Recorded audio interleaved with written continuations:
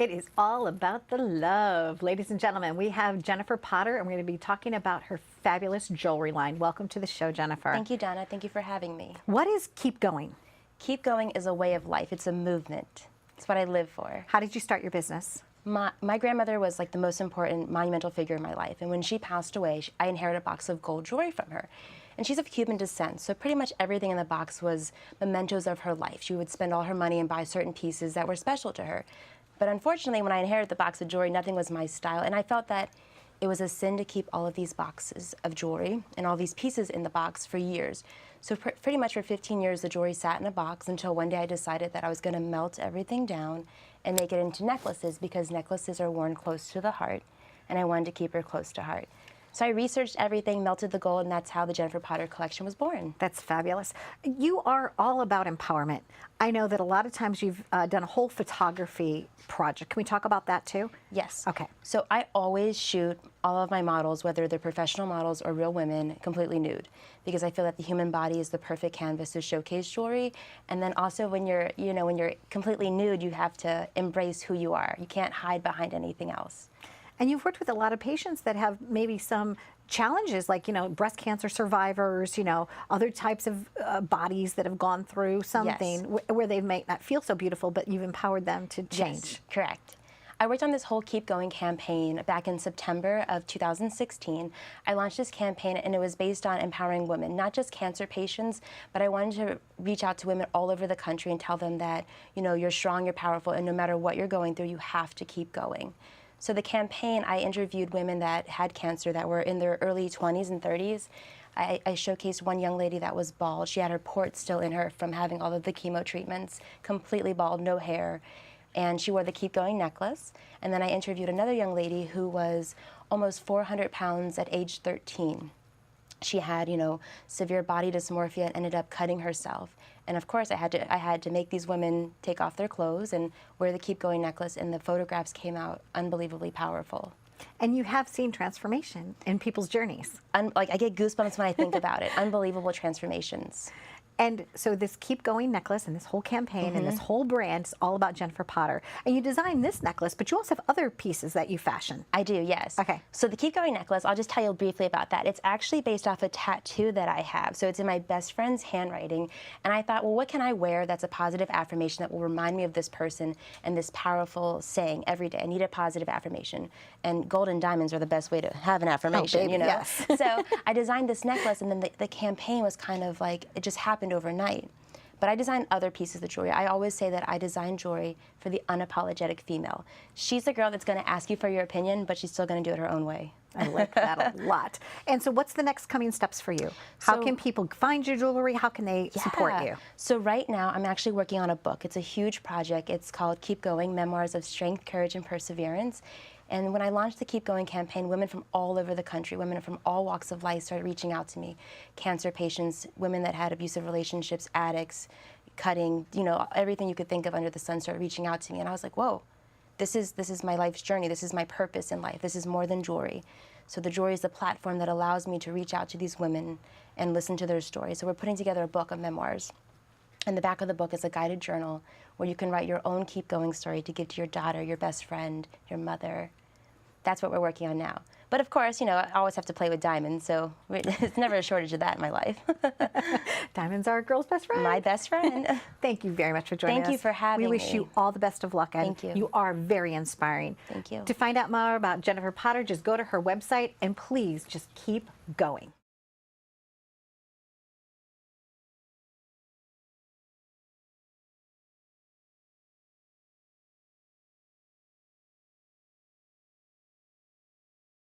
Up next on Live It Up, all the way from Hawaii, it is Steve, and we're going to be talking about energy.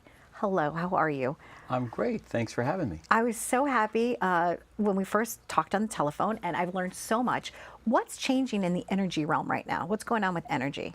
Wow, everything's changing. Okay. You imagine trying to explain a smartphone before there was ever smartphones.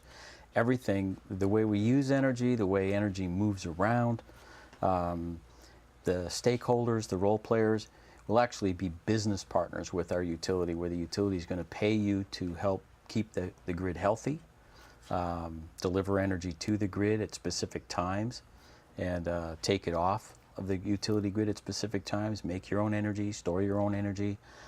You'll actually be able to participate in new open markets where you'll be able to sell electricity into the utility grid, but not to the utility, maybe to a neighbor or a company in Manhattan or New Jersey, directly getting paid by that company. So it's a pretty exciting future over the next 10 years. What changed? What put the power back into the hands of the people? What technology changed, or who spoke up about it, and how did that, wave happen? Yeah, that's one of the top questions. Just about every single thing has changed. I was just making an analogy to the music industry. 150 years or 100 years, the music industry has always operated only one way. And because of technology, everything changes. It's everything, there's a lot of new things possible. And that's what's happening with energy. So, there was only 150 years ago, the first electric grids were built. They would make the electricity in one place and they had to get it to people who were using it. Well, now you can make electricity anywhere you want and you can store it anywhere you want. And with new technologies that our company delivered to solar contractors, utilities, and energy service companies, they can actually in real time manage that energy and keep track of what went into the utility grid and who's buying it out, and storage, what individuals and companies are doing to help support the grid and be properly compensated for those services. So we're going to see over the next year or two and over the next 5 years where energy consumers are actually business partners with their utility. And so what you created, or you helped develop, is actually a communication between what's actually happening and using a software, computer technology, to kind of almost keep an accounting of things for people, like what's been used, how is it using, where's the efficiency, where's the cost savings happening. Is that kind of how it works? Like a content management system almost? Similar. So there's only been a need for a meter on your home or business, and it keeps track of it has kept track of the amount of energy that you use. Now there's much more sophisticated technology being attached to businesses and homes, like what we develop, and it keeps track of what loads are being used and when they're being used, and the most optimum time to run them, and how artificial intelligence is making decisions on turning on a air conditioning system or a forklift charging system or a compressor to make sure that it uses the most cost-effective energy it possibly can at that particular moment, whether that's solar energy or stored energy, or is it a particular time of use. And people are going to be able to save as much as possible. They're going to be able to actually make money making and saving their own electricity and selling it to other people. It sounds fascinating to me. And I know that you based this originally out of Hawaii, but you also have something now on the East Coast as well, correct? Yeah, we have offices in Hawaii. It's one of the most challenged utility grids in the country. Energy is the most expensive there. That's where the technology was developed. We have offices in California and here in New York. Those are the top 3 markets that are very committed to these new technologies and this open energy market. And who would be a good client for you? Who is challenged by a certain situation? Is it a corporation? Is it a mom and pop shop? Like, who could best be serviced by what you're offering right now? It's one of the exciting things about our industry is that every single company, every single home uses electricity. So there's really no limit to our customers. Solar contractors that define, install, and support home energy systems, companies, corporations, manufacturing plants, utilities are our customers. And there's a new player in the market called energy service companies. And these are companies that actually buy and deploy these technologies and then work as utility proxies to sort of orchestrate all of these new technologies out there to deliver electrical services to the utility. So we're going to see in our lifetime where the utility isn't building generation facilities anymore, they're just maintaining the grid. And anybody that has compliant electricity can just put it on. Yourself, for example, at your home, could just sell electricity into the grid, and it wouldn't be the utility buying it. It would be an open marketplace where you could get paid by the highest bidder for your electricity. So you're a pioneer in the new energy frontier. Yes. Excellent. What do you love best about what you do? It's unexpected. We just don't know how big and how fun this is going to get. As I said earlier, imagine trying to explain how a smartphone worked when there was only flip phones.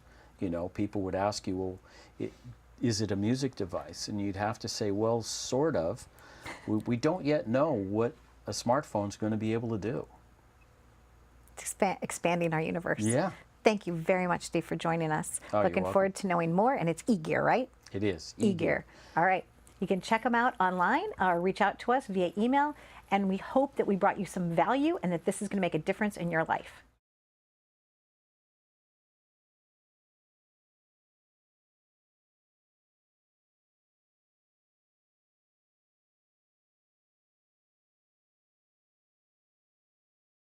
Hey, with us now once again at Live It Up is Joanne Jaybird Phillips. Welcome to the show, young lady. How are you? Hi, Donna. Thank you for having me back again. It's always a great pleasure to be here. You keep evolving.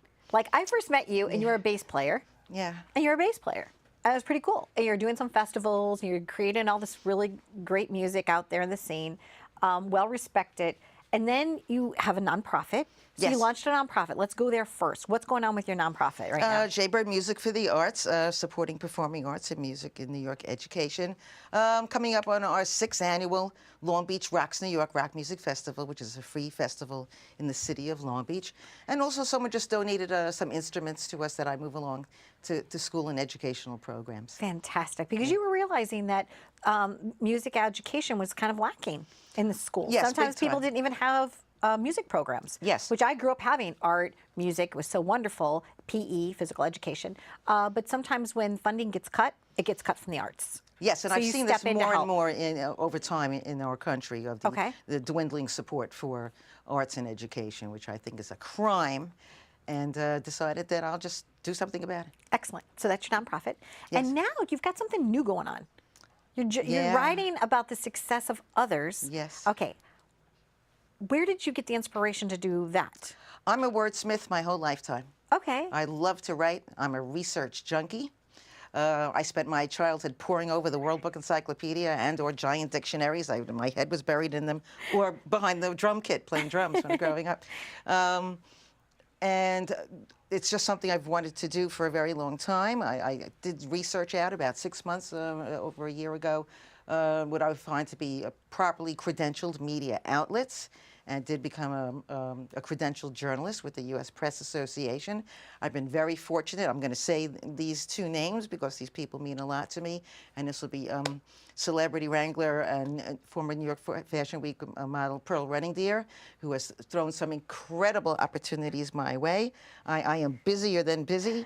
And Beatrice Kimmel from Hypermedia in New York City, a great PR firm.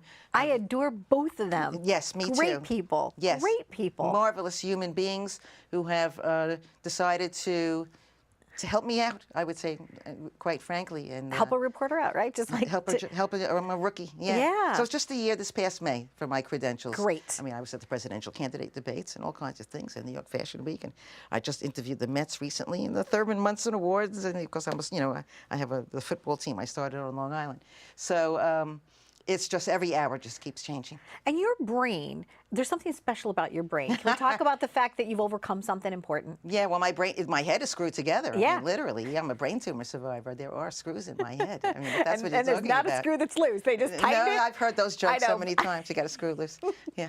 But I wanted to share that with the audience because those that don't know that about you, that you had a challenge of having a brain tumor. Oh, sure. And you have overcome so many challenges in your life. And Joanne, I just think that you're phenomenal. You are a testament to all the things, that you champion others.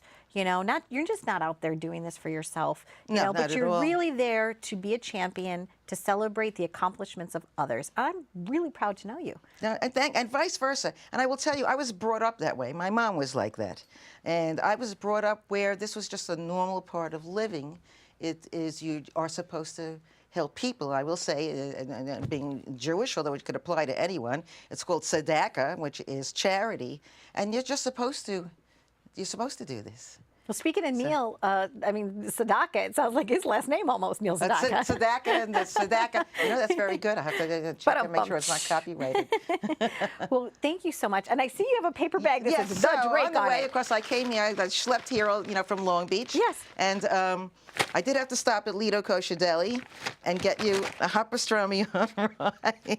It was warmer when I left the house. It says for the Drake. I know. You know I love the Drake. Oh, and you always call me the Drake, and it's Yes. so endearing and that's so from the sweet. And it Seinfeld. comes in the brown paper bag. There you Ladies go. and gentlemen, pastrami.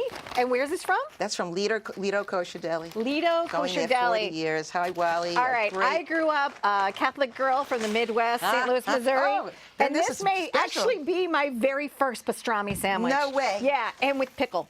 Gotta have the Thank you pickles. so much. Having a bite. Stay tuned for more on Live It Up and check her out, Joanne Jaybird Phillips. She's a riot. She's the real deal. It smells so good. It is. Let there be pickle.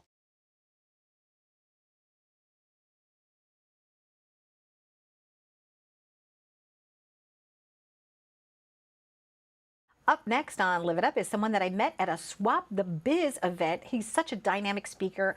I virtually just said, I have to know you, and it's Larry Sharp, and we're going to be talking about his company, Neo Sage. Welcome. How are you? I'm doing great. I'm glad you brought me over here. Thank you. I was actually brought to tears, and it's so funny, but happy tears, tears of joy, because I found that your technology spoke directly to me. Can you tell us about Neo Sage and what it is that you're doing in terms of helping the future worker? I'm glad I'm making people cry in a positive way. Yes. That's good. Yes, I've done the negative sometimes. So no, it's good that it's positive. So Neo Sage Forum it's the future, right? The future of the American worker is that of innovation, entrepreneurial style, change, and more importantly, self-education. Okay. Right now, what's happening in America is a lot of people are finding themselves lost. And they're lost often because technology takes away their job gets outsourced, and they spend a lot of time learning technical skills, right? I'm good at doing X, I'm good at doing Y. And then they find out that that can be outsourced to some other country, that can be replaced with some kind of technology, and those jobs don't come back. So now they have to find a new thing to do or a new way or something like that. And online self-learning is the answer. Okay. If you're waiting for a university to teach you this, if you're waiting for your job to teach you this, you're waiting for a long time. We all know someone who's been out of work for 6 months, 1 year, 400 resumes. No way around it except self-education. Neo Sage Forum is that specifically for people who want soft skills, right? You need leadership, you need sales, you want to start your own business, or more importantly, you don't just want a job, you want a career. And a lot of people today, and they make that mistake, they say, I just want a job, I just want a job. And while that's wonderful and important, the market doesn't care. The market doesn't look at that as valuable. I just want a job, gets you a broken resume, and eventually makes you unemployable.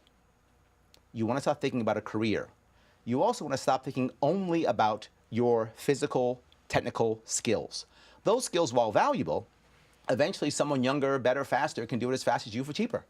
Or you can get it out, they can outsource it someplace else. Well, one of the things that you brought up last time we were speaking is driverless cars. Yes. And artificial intelligence for things. So, Absolutely. Okay, so a driverless car, right? Who does that put out of work? Well, a lot of people. This is insane. Okay. The most popular job for a male in the United States is driver. Most popular in the United States. What happens when the driverless cars hit? All those people out of work. What are they going to do? They've got to retrain themselves. They can't wait for something. You've got to get online and start learning how to do something else.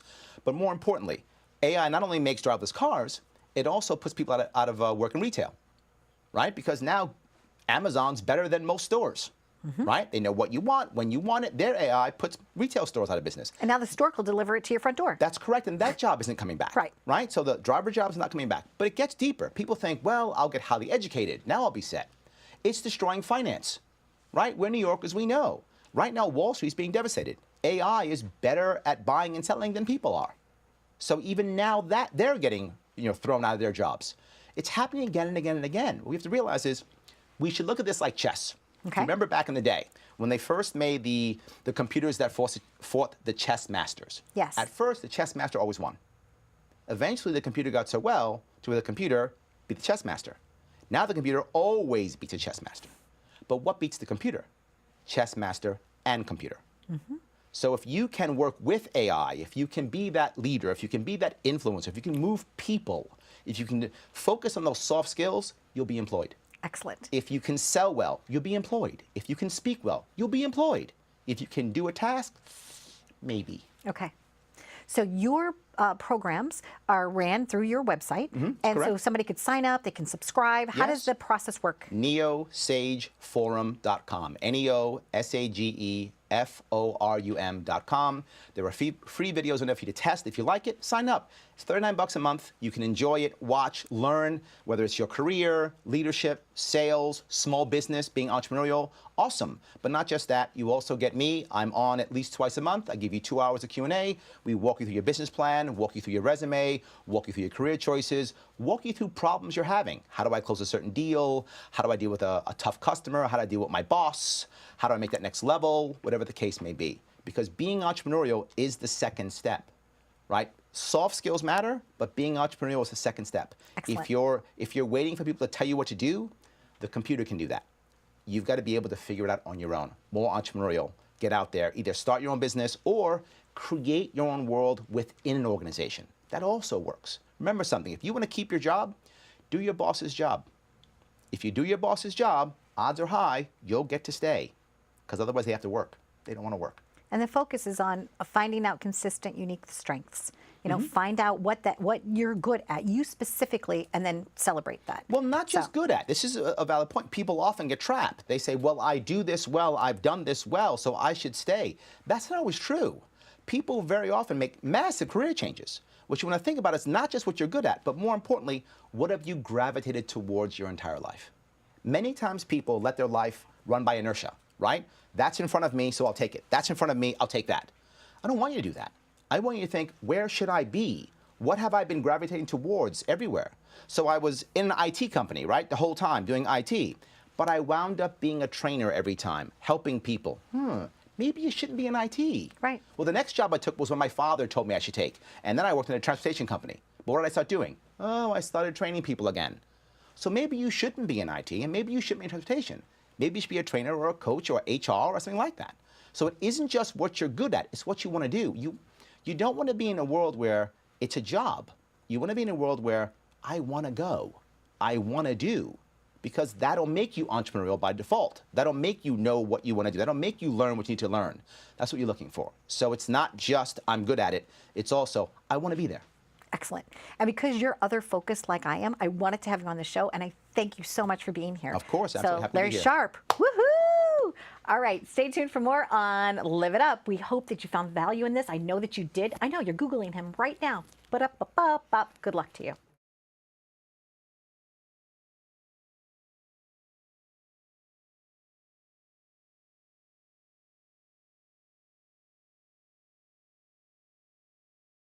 One of my all-time favorite organizations is called the Long Island Elite. And with us now are Tori and Dawn Strain. We're going to be talking about an upcoming charity event that they have. How are you ladies? We're lovely, thank you. Wow, so Very Dawn, good, for thanks. you, 15 years. Long Island Elite's been around for 15 years, it's a long time. And you started this, Dawn, if I'm correct, basically as an organization to do charitable things. Yes, we're a part networking organization and we are a 501c3 that gives back to the community. And over the years, you've raised a lot of money for different organizations. After this year, it'll be over $500,000 for the Long Island community, and it only goes to Long Island. The charity has to be based here. And that's why we brought Tori, because Tori, tell us about your organization that's here. The Long Island Alzheimer's Foundation, our mission is to provide quality of life to individuals who are suffering with Alzheimer's disease and other related dementias.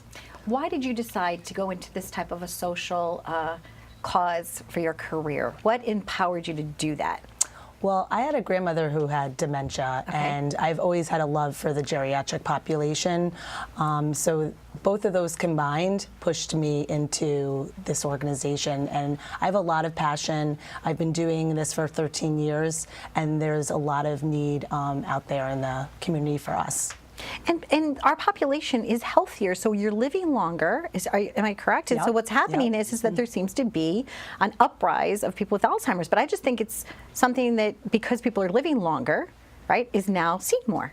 Yes. Okay. Yes. There's around 50,000 people on Long Island that are suffering from Alzheimer's disease. So the fact that they are living longer, and we want to provide them with social day programs and support groups and other community-based services to help with this rise of the Alzheimer's disease. And Dawn, how did you select this? Did you select this organization by committee? So Okay. we changed the way we raise money for charities a few years ago. We now choose one charity instead of several. Okay. So we have a charity partner, and we're partnered with them throughout the entire year. In the past, we changed it from the Masquerade for a few years, and we attended their event. Now we're bringing the Masquerade back for our 15-year anniversary. And we do go through a committee. Applications are submitted. It's a very long process. So for us, we want to make sure that the money is making an impact on the organization. That's very important to us. And you personally, do you have family or friends that you know that have suffered with this? I unfortunately don't, Okay. or fortunately Fortunately don't. do. Oh, okay. Not have anybody yet in my life, but it's not just me that is making this choice. There's a committee, there's people. You know, for us, it's how are we affecting Long Island, and obviously this is something that's very strong here. I actually, to be honest with you, I think it's an underserved charity. So I'm really happy to be participating in this because, you know, I feel like I'm a non-for-profit junkie. Like, I love them all, right? But I personally, in my 52 years, I don't think I've actually attended an event or helped raise awareness. So I'm really charged and excited to be able to help with this. And there's this fantastic, I cannot wait. People from all over the globe should be buying tickets to this because we are going to Oheka Castle. And if you haven't been, you must go. But you must go for this event. Dawn, tell us all the juicy details. So we're bringing back the Masquerade, as I said earlier. It's on October 26th at Oheka Castle. The theme this year is Beauty and the Beast. So we will be transforming the entire castle into as if you walked into the movie. And you've been to many of our masquerades in the past. It really is a very unique experience for people, and we promise people can't wait to come back the next time. Yeah, it's going to be fabulous. They're definitely going to get their money's worth, but not only that, but they're raising money for a fantastic cause. Yeah, all the proceeds win all the way from around. the event go to Long Island Alzheimer's Foundation, so we are hoping to hand them a very large check at the end of the day. And we're really, really excited because in the end of January, we had moved from Port Washington to Westbury, which was over 29 years we've been in Port. So partnering with the Long Island Elite this year and doing all of these exciting things together, we're looking forward to this year. Excellent. And how can they find out more? Where can they buy tickets? Are tickets on sale yet? Tickets are on sale. You can go to www.liemasquerade.com. It'll tell you all about the event. We have 3 incredible honorees as well that we're honoring, including Sterling National Bank as our presenting sponsor. So it's really going to be an incredible evening, and people will definitely not want to leave that dance floor. Excellent. Woo! When the clock strikes midnight, we're still going to be rocking. Yeah, it's going to launch away after that. So Thank you very much for joining us. thank you for having us, Donna. Thank you so much. Stay tuned for more on Live It Up. And if you have a personal story you'd like to share or a charity that you would like the Long Island Elite to consider, please reach out to us at liveituptvshow@gmail.com or through their website. Thanks for watching. Take my hand, come with me, and we'll find better ways to be something much more. Thanks for watching Live It Up. You can visit us at liveituptvshow.com.